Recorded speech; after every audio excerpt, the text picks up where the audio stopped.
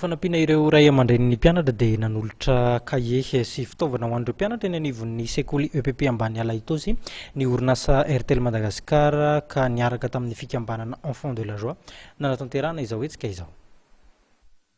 Ankizy misy valonjato avy amin'ny EPP ambany Alaitosy no notoloran'ny orinasa Airtel Madagascar kahie misa 4 ny herinandro lasa teo. No ny fiara-miasa tamin'ny fikambanana Enfant de la Joie sy ity orinasa ity no nahafahana nanao izao hetsika izao ho fanampiana ireo ray aman-dreny sy ireo ankizy amin'izany sekoly izany. Ilay association Enfant de la Joie zany dia niforona tamin'ny 2011 dia izay zany mikarakara ankizy ny EPP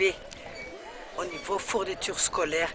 dia miantso ny malala-tanana ohatra ny Airtel zao antsoinay hoe Bapio avy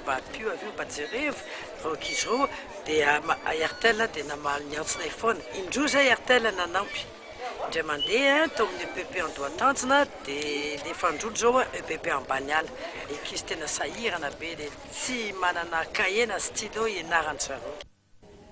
Nisolo tena ny orinasa Airtel Madagascar tamin'ity lanonana fanolorana ity ramatoa Mami Agnès Moady izay talen'ny maha-olona sy ramatoa Géraldine Géran izay talen'ny service clientèle. Ao anatin'ny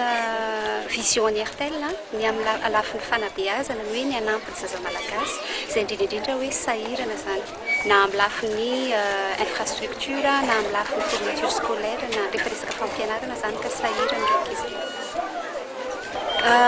Be dia be ny manome mangataka fanampiana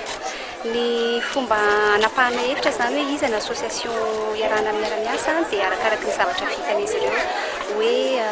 eo amin'ny resaka suivi sy ny resaka fikarakarana an'ilay sekoly hoe tena mahavita mikarakara an'ilay sekoly dia fa tsy sanatria hoe maka an'ilay vola fotsiny dia ampiasaina zavatra fa tena hoe tonga sy tanteraka an'ilay sekoly fanampiana.